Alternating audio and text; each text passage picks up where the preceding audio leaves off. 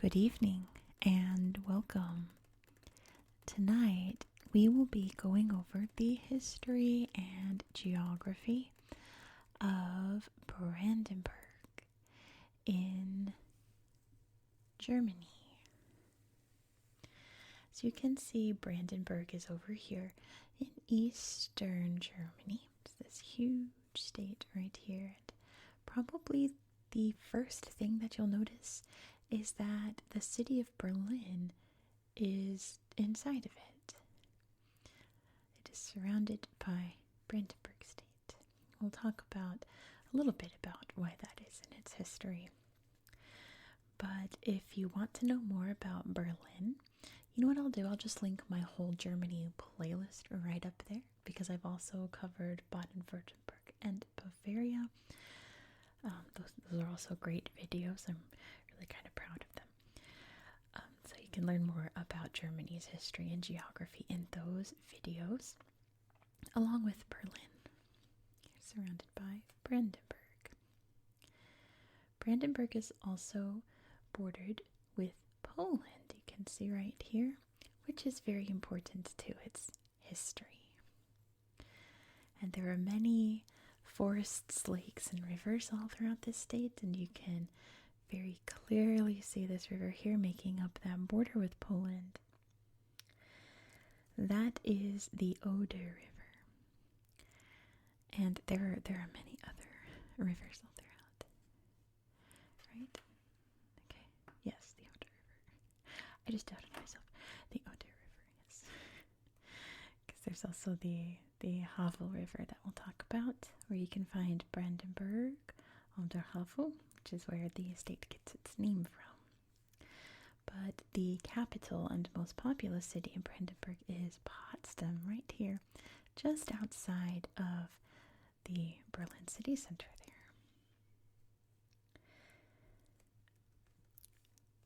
This area, geographically, is mostly part of the North European plain, where we'll talk a little bit about the UNESCO aspect of that in a minute. I'll get my tablet to show you the UNESCO sites. And let's see, there are also some historic regions to Brandenburg. Mainly, the most interesting one to me is kind of down here, where you can see it's centered on the town of Cottbus. That is, in English at least, it's pronounced Lusatia, where there is an ethnic group of people there known as the Sorbs, not Serbs, which we're going to talk about in tomorrow's video. The Sorbs, who are a Slavic group, and they speak their own language called Upper Sorbian, this area here. I think that's pretty neat. You don't really hear about, like, minority languages that are, like, ethnically German in Germany. At least I don't. I think that's neat. But yeah, let's get into UNESCO sites before we get into history. We're going to start over in Potsdam, though. If you've seen my Berlin video, I mentioned this because it also overlaps into Berlin. It is, let me pull this up for you, the Palaces and Parks of Potsdam and Berlin, which if you saw that video, I was like, oh, we're not going to really look at this because most of the pictures are in Potsdam. So when we cover Brandenburg, we'll talk about it. Well, that day has arrived. Here we are. Let's reread this paragraph here. Within 500 hectares of parks and 150 buildings constructed between 1730 and 1916, Potsdam's complex of palaces and parks forms an artistic whole whose eclectic nature reinforces its sense of uniqueness. It extends into the district of Berlin-Zehlendorf, with the palaces and parks lining the banks of the river Havel and Lake, I hope that's pronounced Glienicke. Voltaire stayed at the Sanssouci Palace, built under Frederick II between 1745 and 1747, which of course we're going to look at on Google Earth. But there are lots of beautiful pictures here that we can see as well of some of the stunning castles here. This looks like, it looks a bit like Sanssouci there. That's definitely it. Over here as well. Just absolutely beautiful palaces, and we'll talk about why they were built and for whom they were built. Places like this, you know, I love my Rococo. Just, ugh. If you, like I say, if you don't know what Rococo style is, if it looks like Marie Antoinette threw up all over it, it's Rococo. That's what it looks like. I think it's absolutely, I love little details. I think it's gorgeous. The next site we're going to look at covers many places in Europe, but also covers like northern Brandenburg, and that is the ancient and primeval beech forests of the Carpathians and other regions of Europe. So this is another one that's not really talking about this part of Europe, but it includes it, so let's read it. It says this transnational property includes 93 component parts in 18 countries. Since the end of the last ice age, European beech spread from a few isolated refuge areas in the Alps, Carpathians, Dinarides, Mediterranean, and Pyrenees over a short period of a few thousand years in a process that is still ongoing. The successful expansion across a whole continent is related to the tree's adaptability and tolerance of different climatic, geographical, and physical conditions. Now, I'm pretty sure that a lot of these photos aren't in northern Bavaria, but there's a picture here that when I think of a beech forest, this is what I see, this is what I picture. Something like this. Beech trees have this kind of whitish wood, and the trees are very skinny, very thin trees there. And they're usually, like you can see here, grouped pretty tightly together. So that's how you can tell it's a beech forest. Of course, that's B-E-E-C-H, not B-E-A-C-H, like you're surfing on the beach. Beech forests. Very light, almost white colored wood. The trees are very skinny, and usually they're very clumped together. That's a beech forest. Next one we're going to talk about has other locations in Germany. It is the Bauhaus, and it sites in Weimar, Dessau, and Bernau. Bernau being the one that's located in Brandenburg. But let's read this. Between 1919 and 1933, the Bauhaus movement revolutionized architectural and aesthetic thinking and practice in the 20th century.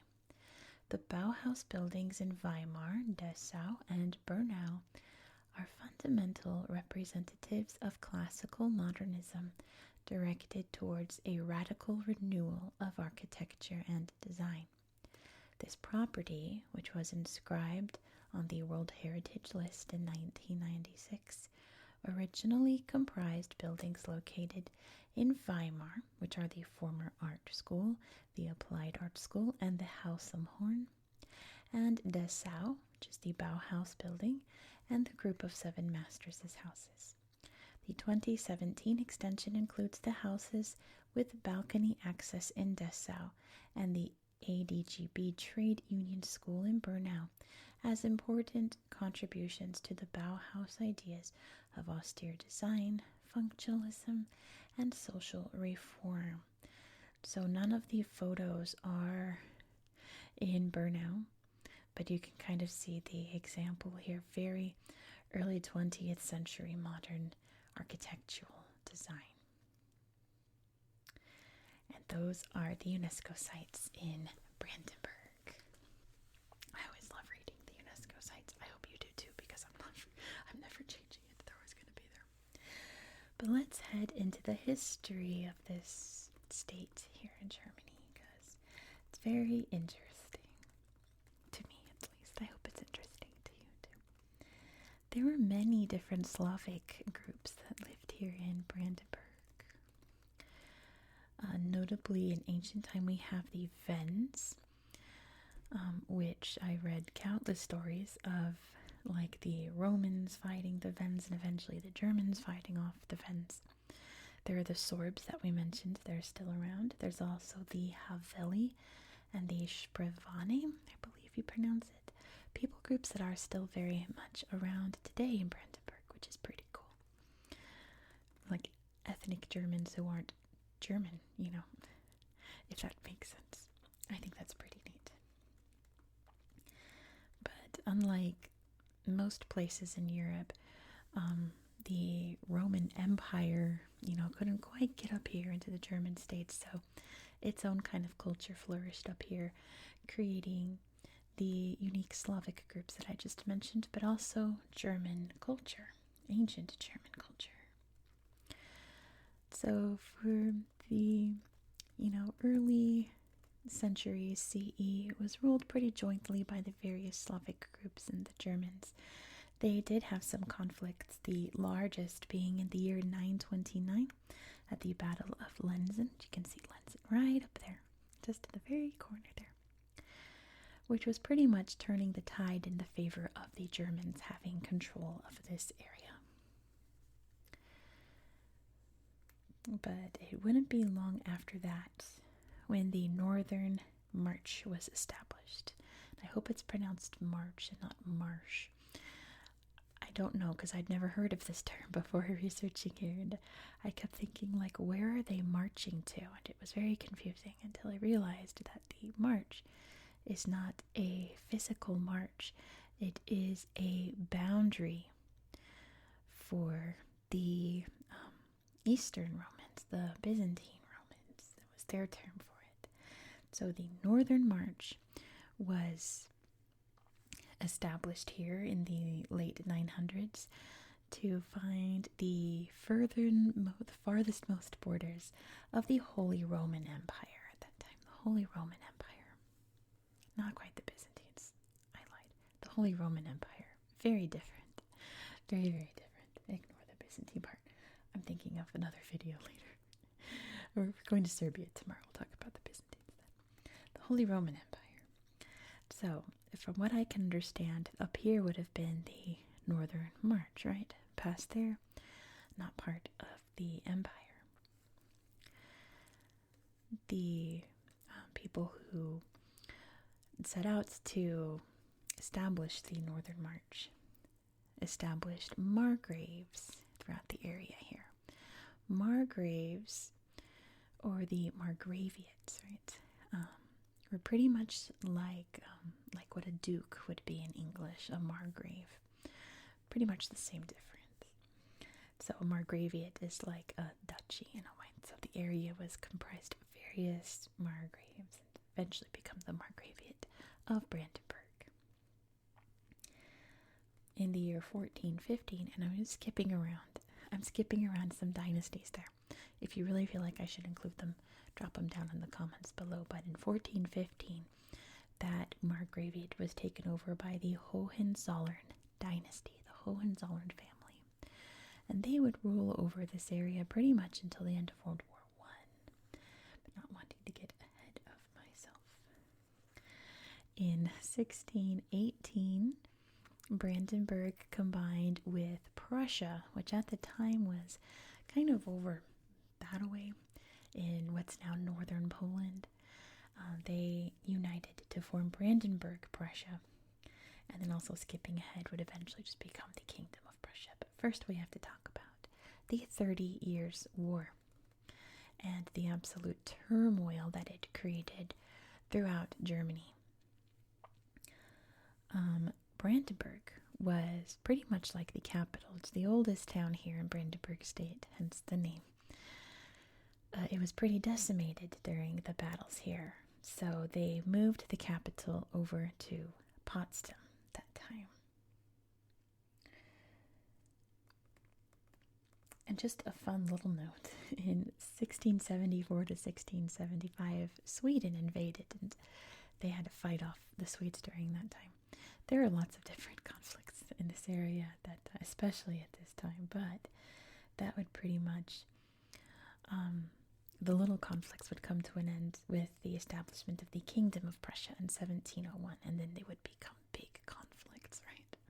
They ruled from Berlin, but they lived in Potsdam here, and that's when they would build all of these luxurious palaces. They were lodges, and they built all kinds just all throughout this area. And of course, we're going to look at them on Google Earth, but it was very lavish living here in Potsdam for the royals of Prussia.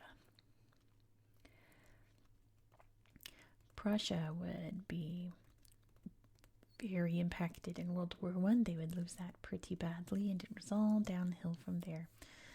Prussia was pretty much not a thing anymore by the end of World War II, but they were pretty much cooked by the end of World War I, right? Talking about World War II, in 1933 to 1934, here in Brandenburg on der Havel, was the first concentration camp that was built in Germany. And it was at that camp that they experimented with the concept of gas chambers, which we're not going to go into any more detail because it's not relaxing and not YouTube friendly. But if you know the story, you know the story. But there would be other camps built throughout various parts of Brandenburg as well. Very sad chapter, of course, not just in German history, but human history, European history, Jewish history, etc., etc. But that would all come to a close in 1945, and on August 1st, 1945, a few world leaders would meet here in Potsdam for the Potsdam Agreement.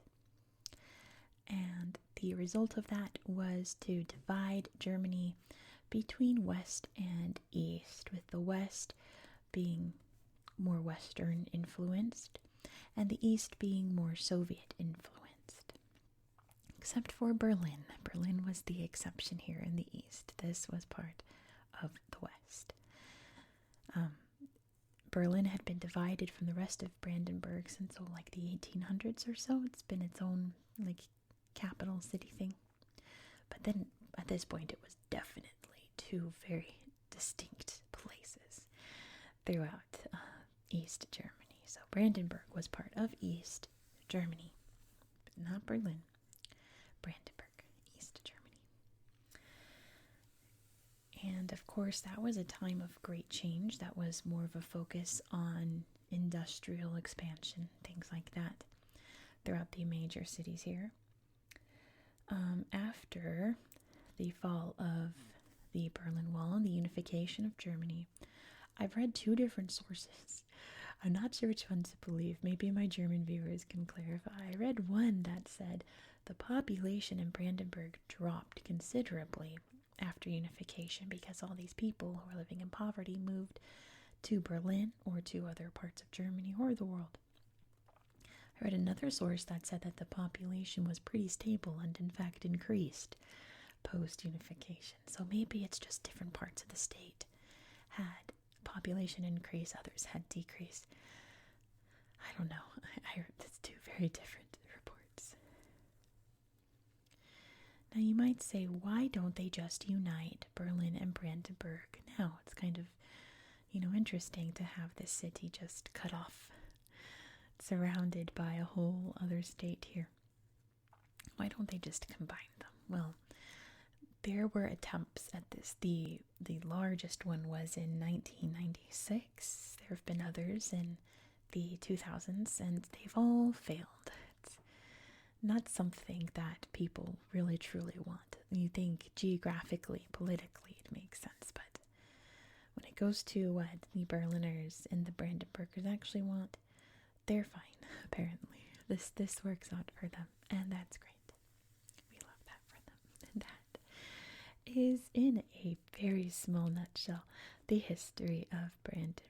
Like I said, I could have gone into more extreme details about Prussia and the Margraviate times, things like that, but I think you got the gist of it, right? I always want you to have just a good grasp of the history without getting into the nitty-gritty. So, with that being said, why don't we hop over to the tablet and see what we can find in Brandenburg State. And cutting here. Excellent. Here we are in Brandenburg State. But let's start by zooming out so you can see exactly where we are in the world. Here is beautiful Germany, country that I love very much because my ancestors came to the United States from Germany. I have German ancestry. You can see we've got Denmark up there, the Netherlands, Belgium, little Luxembourg, France, Switzerland.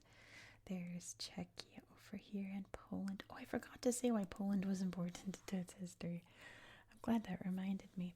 So Prussia was not just in what's now Germany. It stretched across large swaths of Poland, especially after the partitions of Poland, when Poland got slowly gobbled up by like Russia and Prussia until Poland didn't exist for quite a bit of time in history.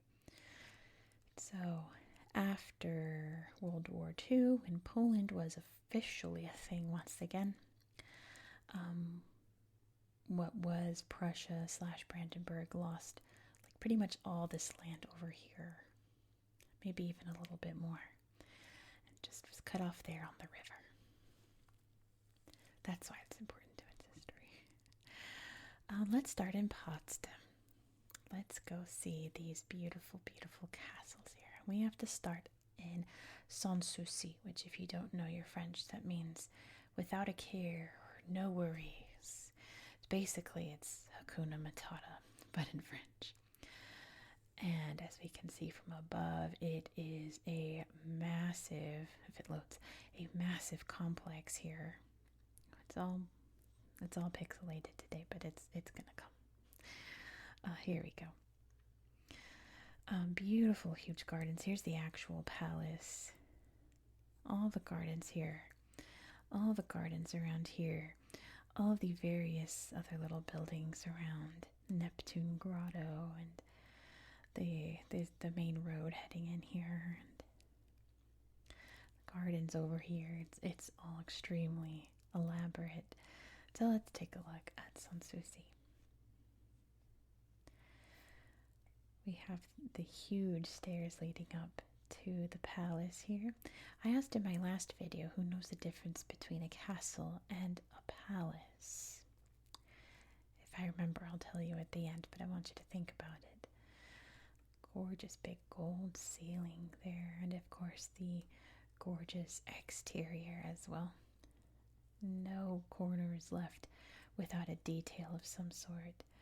All of the steps you can see there and all of the hedges around it. And all of the various other buildings around it. Look at this. Stunning, stunning, stunning. Of course, it's just a museum today. But it is just a marvel, isn't it? And to think that this was just the summer house. This was the summer getaway house where you go to relax and get away from Berlin. This is massive. Music room there. Of course, all kinds of statues throughout the area. Let's see, over here's the banquet hall. What's this? What's that say? Restored windmill. Yeah, pretty wild. Pretty wild. Just think of how much it would take to maintain all of this, right? Outrageous. Outrageous. It was such a different time, we can't even wrap our heads around it. But yeah, this whole complex here is pretty much, all part of Sanssouci. This is the Chinese house right there. I guess emulating what they thought a Chinese house would look like. Looks nothing like a Chinese house on the inside. But maybe they thought that was, their version of what a Chinese house would be. They kind of have the shape, but not quite. Now, if you've heard Brandenburg, if you know about Berlin, you've heard of the Brandenburg Gate or the Brandenburger Tor in, Berlin. But there is one here in Potsdam. So the Brandenburg Gate that you've seen, that I'm sure everyone has seen in Berlin is not in Brandenburg. It is in Berlin, and it's the gate heading toward Brandenburg, hence the name. It's not a gate in Brandenburg. It's heading toward Brandenburg.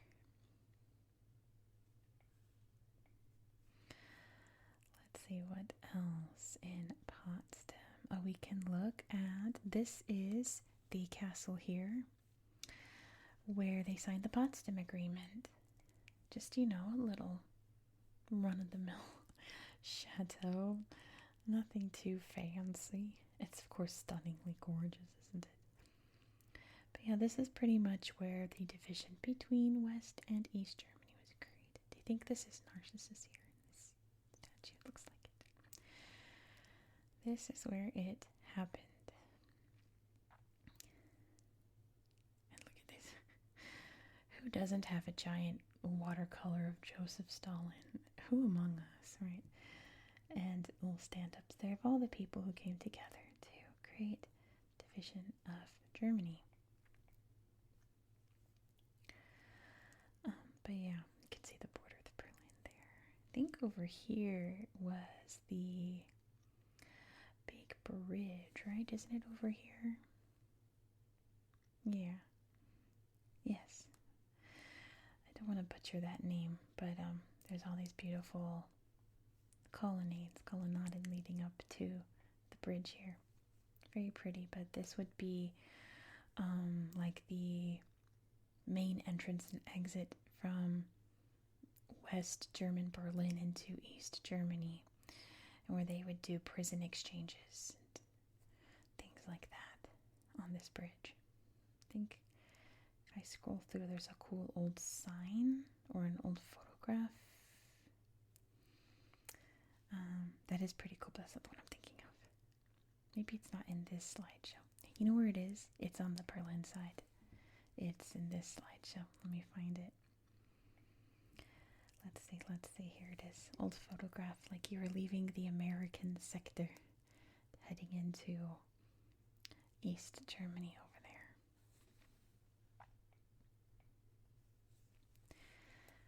A time that feels so long ago, but really isn't. It really wasn't that long ago at all. It was in my lifetime. There's more castles down here. Charlottenhof is down here. Just, another palace. Just a little quaint palace. We have another over here, the Neues Palace, the new palace. Just nothing fancy. Nothing too extravagant, right? Just a nice little palace. It's not Versailles. It's just a little, beautiful masterpiece of architecture, in my opinion. Unreal that all of these palaces are just like within a stone's throw of each other. You could just do a huge tour in one day, and there's more. There are far more around here. There's one up there. Schloss means palace, so you can just find all the Schlosses around. They're all over the place. But yeah, that's Potsdam. Let's head over to Brandenburg, the town. We're obviously in the state already. I think in all the other little towns here, I didn't find any great slideshows within, so I'm just going to show you the main slideshow for the town so that you can see some of the nice architecture around and some of the beauty of these little towns. I guess they're technically cities, but they feel so quaint and charming. They feel like little towns to me, at least when I look at them. It's it feels that small town kind of vibe, but not really. Some cool statues here. Like compared to the rest of Germany, pretty small, but compared to the rest of Brandenburg, not so much, because there's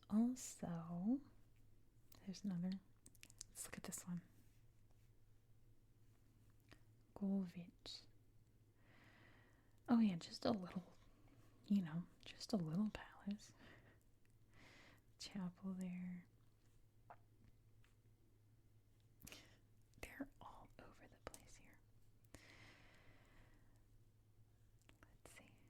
also have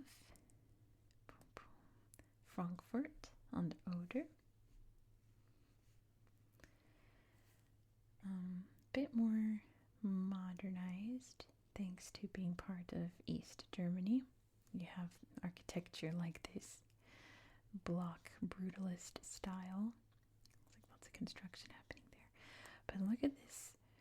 What is happening in this fountain? The art is just like so busy and so frantic and absolutely chaotic, isn't it? But we still have some nice, quaint, ancient, historic German charm. Not ancient German, but historic German charm.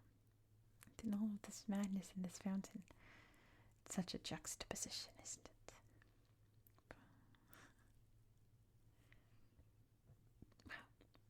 That's a clock if I ever saw one. And a sundial.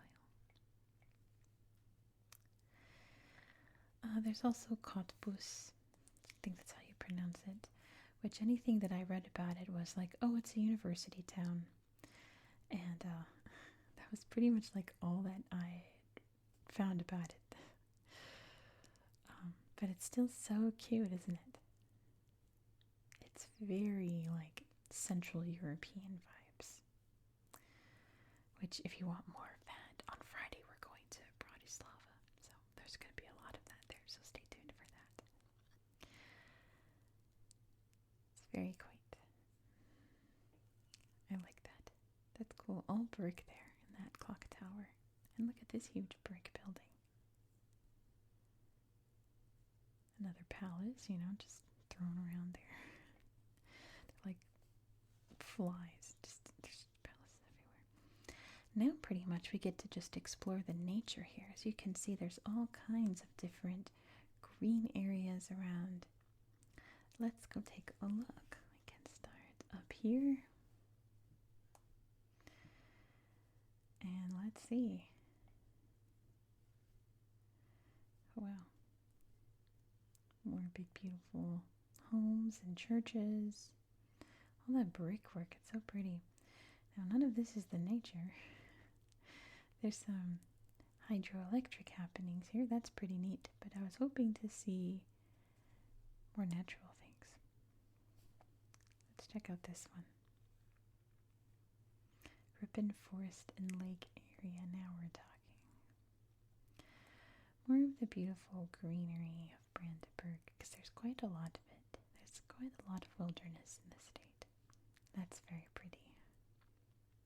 Oh, that's lovely too. Feels like I'm in the secret garden. Beautiful little lily pads there. That's neat. Statue out there on the lake. An owl. All quite wild and a bit mysterious, isn't it? Forest like this. Let's check out this one. See, look at all the different green spaces around. Landscape meadows. There's another palace. Sunflowers as far as the eye can see. This is lovely. That's gorgeous. Lots of woods around. Beautiful buildings, beautiful gardens, beautiful quaint cottages with the water wheel there. Don't you love that? So like charming medieval. Cool mushrooms. Those mushrooms never look real. Wildflowers there up by the fields. More mushrooms. Cool old rocks. Can you see the snake? That's pretty cool. Beautiful woods there. So charming. Then let's see this one. Here we go. Look at these mushrooms don't look real. They look very dangerous. I don't know if I would trust those mushrooms. How are they, people who... We don't have mushrooms like that where I am. So people who do have mushrooms like that, are those dangerous? Let me know. Here it is from above. Old quaint homes. Oh, look at this little riverboat. That's so cute. Lily pads. Oh, some sand dunes. That would be a nice place to spend an afternoon. out on the lake. Just enjoying these beautiful views and the fresh air. Look at these twisty trees. Looks like they were in a fight. Just got stuck there. Let's look at some more nature. There is, of course, so much to see in this state. It's pretty wild how much you can find here.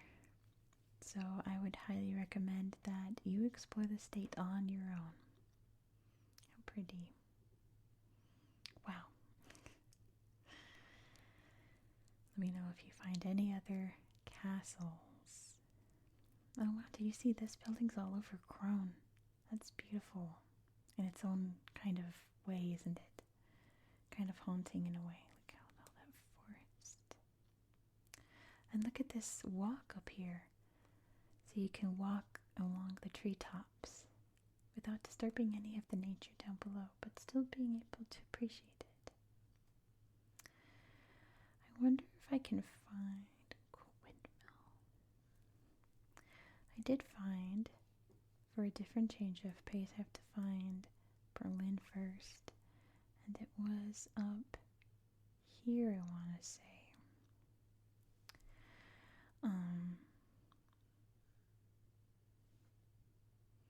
Yes, up here.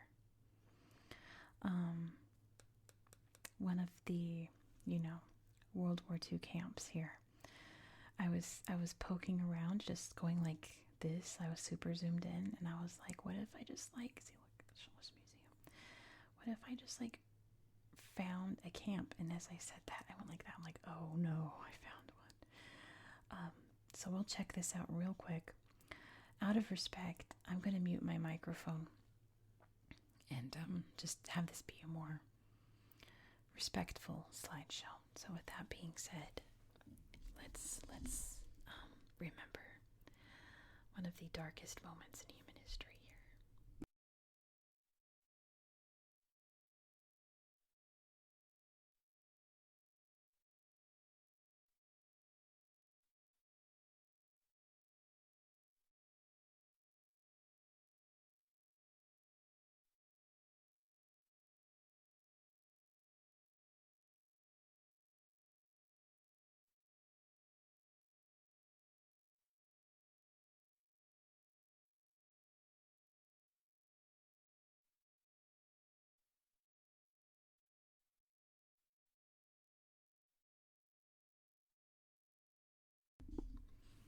It's always important to never forget events like that and be very respectful. And I think we should close out with more nature, don't you? Let's look at this one. There's so many little nature sites around. Oh, look how beautiful. This will be a good one. Oh, the little houses. Let's end it here. So thank you so much for watching. If you enjoy this style of content, please consider subscribing. Like I said before, this is an ongoing series. We're going to be hopping down to Serbia next. And see a castle. So we saw palaces, then we're going to look at a castle. So what is the difference between a castle and a palace? So a castle is for defense. It's a fortification, essentially, that you live in and, have a whole working, pretty much town inside of it. Whereas a palace is a house. It's for luxury. It's for parties and music and relaxation and regular living. Not for defense. That's the difference. So we're going to go look at a really cool castle in the next video. It almost looks like it's a fake, like it's someone built a castle to look like an ancient medieval fortress, but it's real and it's so pretty, and I can't wait to show you. If you're still awake, please give this video a thumbs up. I'd appreciate it so much, and let me know all your thoughts down in the comments below. Let me know what other places you think that people should check out on Google Earth. Any little history tidbits you thought that should be included, just drop them down below. I hope that you found this video to be relaxing and educational. And I hope that you have a good